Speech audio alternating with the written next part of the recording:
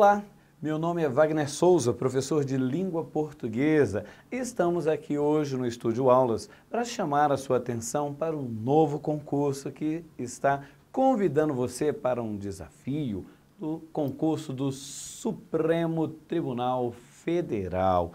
Concurso já muito esperado, já muita gente estudando, e nós estamos aqui para oferecer a você o apoio. Vamos começar justamente aqui, vamos falar acerca da parte pertinente ao conteúdo de língua portuguesa. Naturalmente, esses conteúdos que vamos verificar aqui dizem respeito a todos os cargos de analista judiciário, exceto de revisão gramatical. Isso porque, para quem vai fazer especificamente para essa área de revisor de texto, a parte de revisão, vai ter assuntos um pouco mais aprofundados. Aqui, no caso que vemos, seria o conteúdo para todos os outros cargos de analista. Compreensão e interpretação de textos, de textos e de gêneros. É a típica abordagem do CESP, que vai trazer a você não só, normalmente são textos de caráter discursivo, mas também pode eventualmente aparecer uma poesia, pode aparecer uma descrição, uma narração. Por isso que o CESP sempre dá essa abertura para reconhecimentos de títulos e gêneros textuais variados. Então pode ser uma notícia de jornal, pode ser, no caso, um texto publicado de fundo filosófico, coisa assim. A ideia é que você esteja preparado para estar em contato com esses variados tipos de gêneros.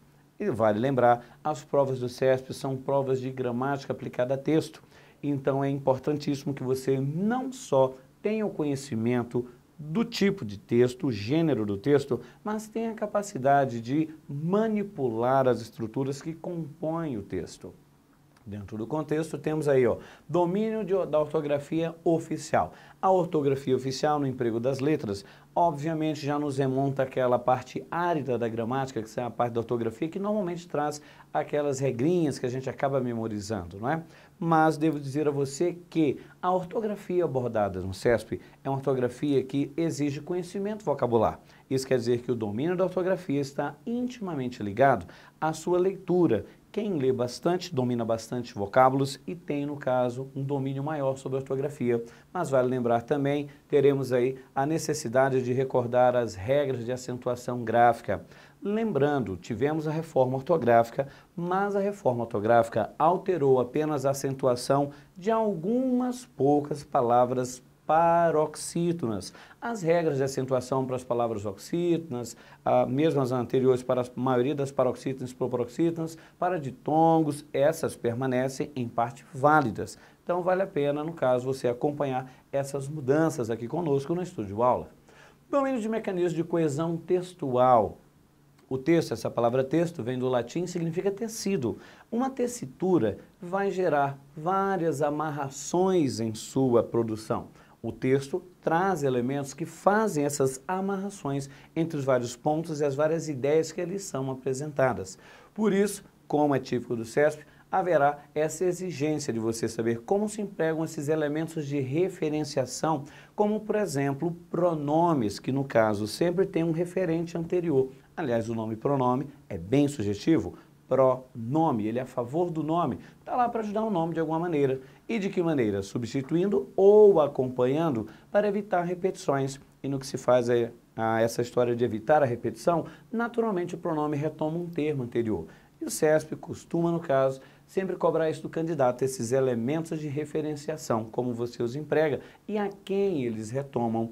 Também, no caso, o emprego dos conectores, as conjunções, os pronomes relativos, também é assunto muito abordado pelo CESP.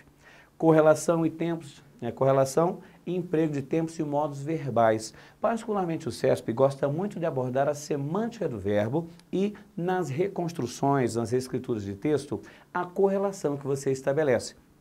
Não adianta você simplesmente memorizar a conjugação dos verbos. Você precisa saber para que serve o presente na construção de um texto, para que serve o modo subjuntivo e qual é a diferença entre você empregar um verbo no subjuntivo e um verbo no indicativo. Em qualquer circunstância você pode trocar um subjuntivo pelo indicativo?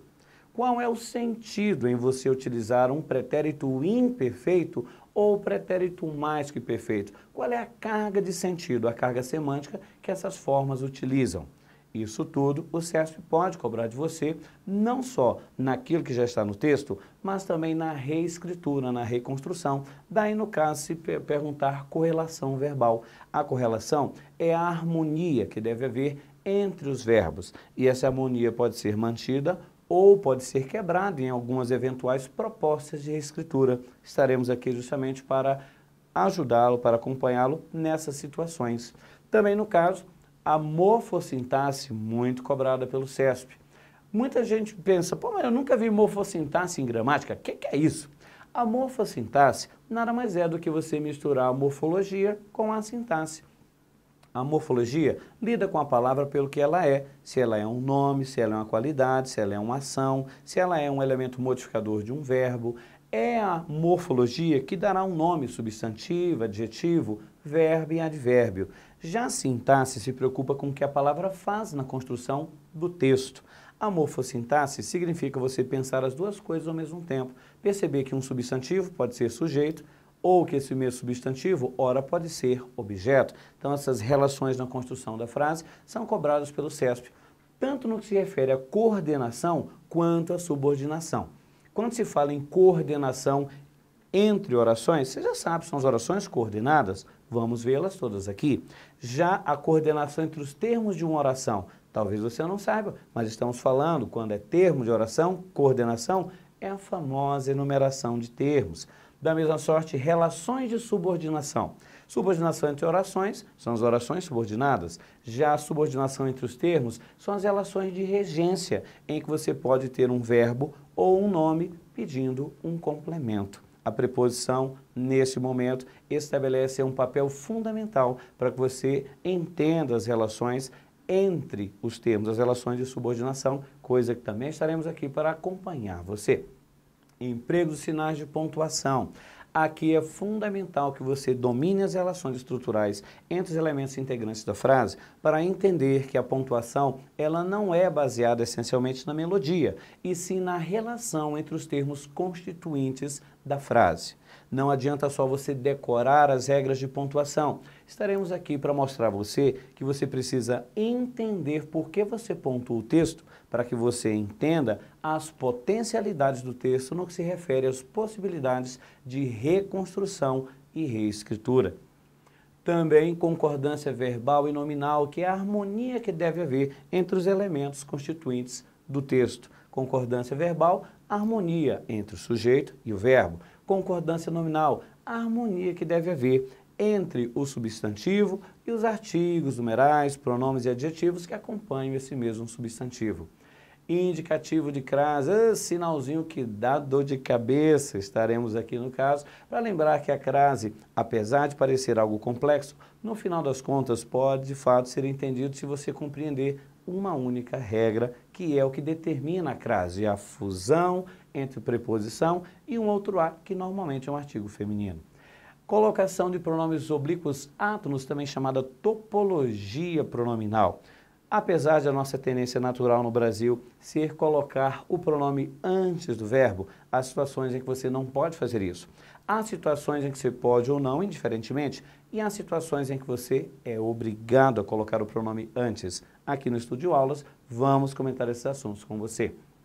E aqui está, reescritura de frases e parágrafos do texto. Quando se fala substituição de palavras de trecho do texto, e quando se fala em retextualização, diferentes gêneros de nível de formalidade, o que se propõe é que altere-se a estrutura da frase para que você não só verifique as relações de sentido, para verificar se a informação foi ou não alterada na reescritura, mas também as regras gramaticais, se elas foram ou não respeitadas.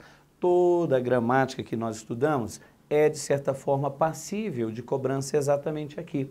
Ou seja, não adianta só você decorar a regra, você precisa saber o que você pode fazer com ela na construção e na reconstrução do seu texto. Finalmente, correspondência oficial. O Manual de Redação da Presidência da República estabelece parâmetros para a construção de correspondências oficiais. Essas correspondências estabelecidas entre um órgão público e um outro órgão, ou entre um órgão público e um particular. você conosco vai aprender não só a fazer essa adequação de linguagem a características da linguagem que você deve respeitar ao construir um texto oficial, como também, no caso, entender que o texto oficial tem um formato próprio, dependendo do que você está comunicando ou a quem você está enviando, ou com quem você relaciona aquela autoridade, você tem uma forma específica e um tipo exato de comunicação a ser utilizada. E tudo isso você verificará conosco aqui no Estúdio Aulas. Não perca essa oportunidade, estamos aqui para crescer junto com você.